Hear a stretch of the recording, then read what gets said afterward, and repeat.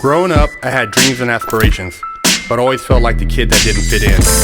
For the most part, I wasn't a bad kid, but when I made the transition into adulthood, I turned to the streets for guidance. This led to getting locked up in juvenile hall, doing time in CYA, and eventually a 120-month sentence in federal prison. I had a lot of time to think and reflect during my federal sentence, so I share with you what I learned, hoping I can positively influence someone else's life with Prison Talk.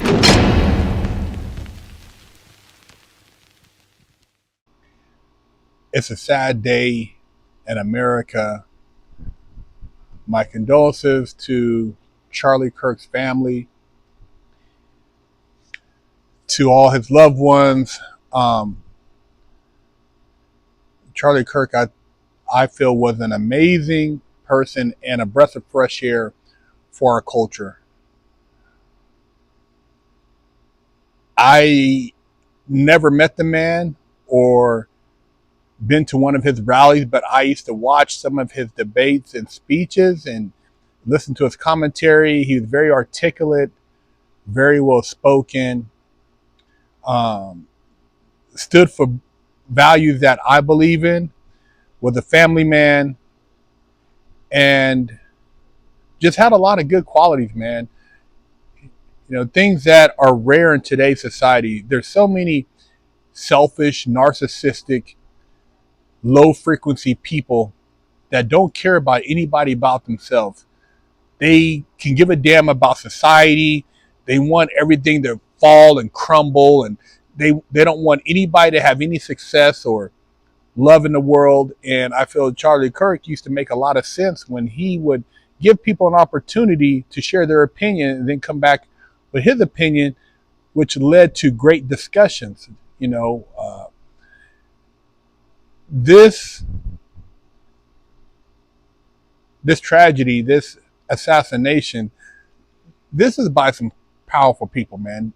This wasn't just some random, angry, disgruntled individual with a pistol that came up and, you know, shot this man and they wrestled him to the ground.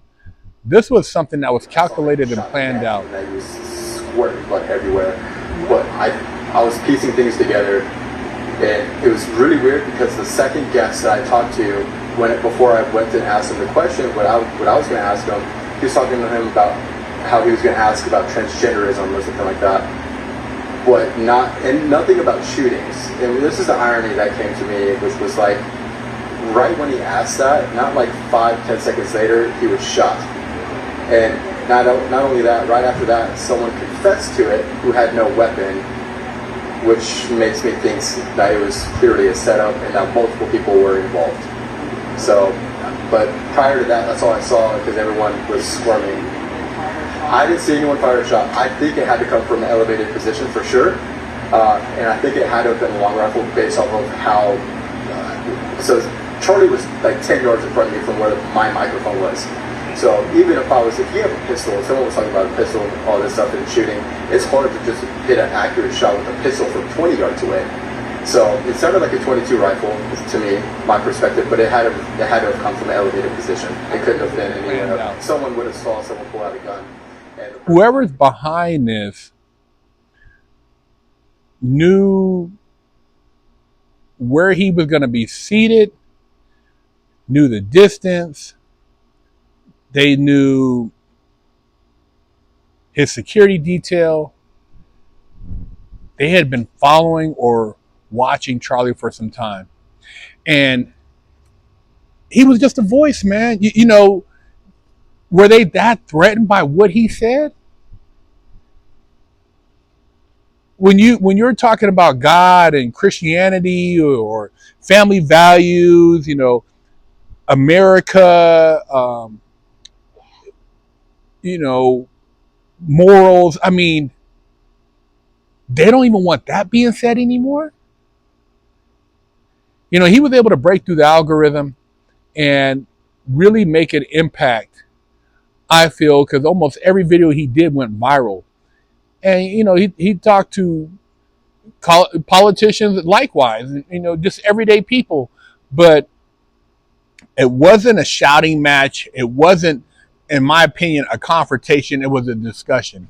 And we've gotten to the point now where you can't really even have a discussion with somebody without them getting in their feelings, man. You know, they don't want to be able to allow you to express your viewpoint, but you must take their viewpoint. You must, whatever their beliefs are, you must give credit to their beliefs. And that's not how life works, man. If I don't like what you believe in or what you follow, I don't have to take part in it. And there's nothing wrong with that. Just like if, you know, you're pro whatever and I'm pro whatever, then that is what it is. But your pro doesn't have any more weight than my pro whatever belief is. And that's the reality of it. You can't force me to accept your beliefs, and I can't force you to accept mine. So we can part ways, but your beliefs hold no more weight than mine do. And Charlie used to point a lot of that out, man. And I've had some labels placed on me for speaking out on certain things, and I'm a pretty open-minded person, but I look at certain things and it's like, why would I want that for the future? Why would I want that, you know, for anybody I want to have a chance in life? So I say certain things, speak on stuff, and people, you know, judge me for it, but you're going to get judged no matter what. I'm not going to stop speaking. I'm not going to stop sharing, you know, just because I have an opinion about something. It's not going to shut me up. It's not going to make me, oh man, you know, you're going to do this, you're going to do that. It's not going to make me stop, because I feel like when you live in fear and you allow other people to dictate to you your views, your beliefs, your morals, and your values, you're no longer who you are. You're who they want you to be. And that's what's wrong with a lot of people. They're followers, man. They don't want to speak out about anything because they don't want to be ostracized. They don't want to be victimized. They don't want to be called out for having a say-so in something that doesn't go with the majority. Sad day, man. Sad day, man. Voices like that, they don't come around every day. And I've seen already a lot of negative videos going up about, you know, this man having lost his life.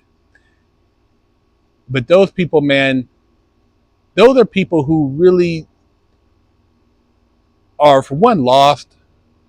For two, really have no direction of themselves. They just, whatever, you know, headline comes up, they just go with it. They're not deep thinkers.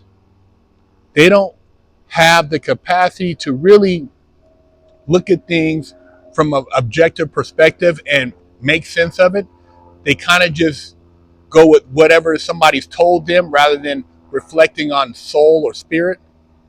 And so, you know, it is what it is, man. This is a society we live in, but this should not stop others from sharing their viewpoint, their opinions, expressing themselves.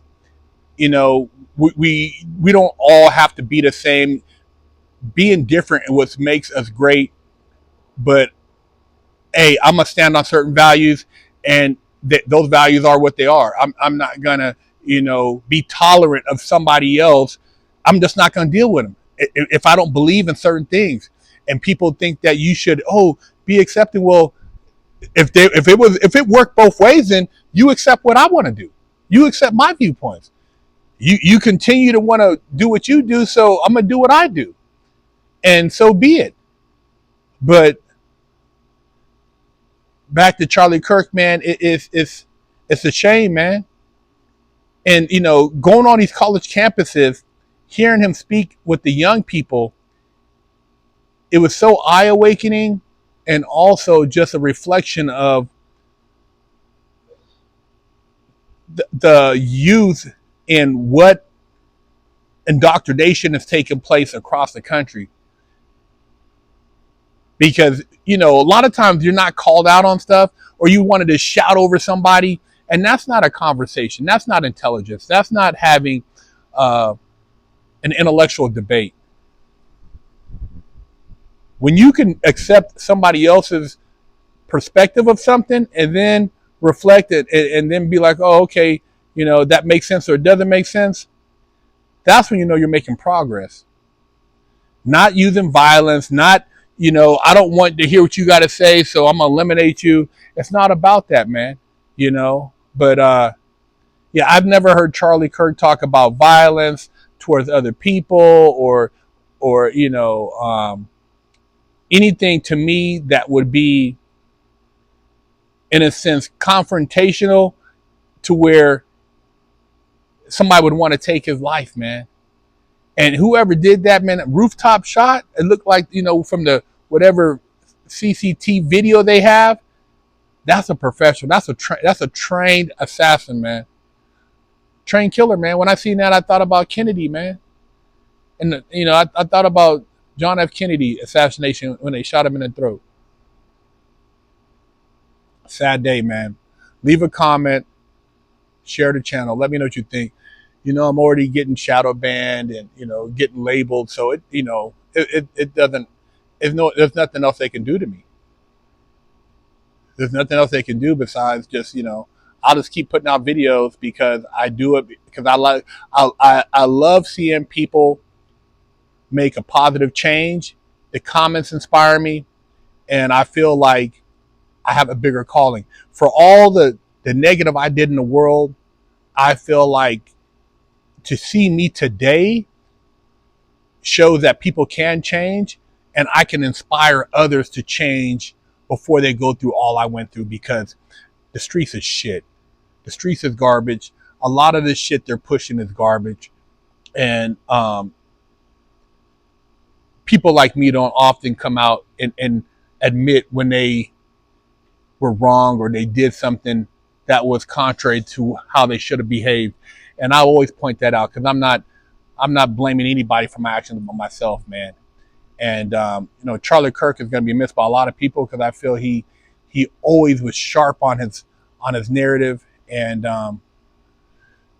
yeah, man. Condolences to his family, man.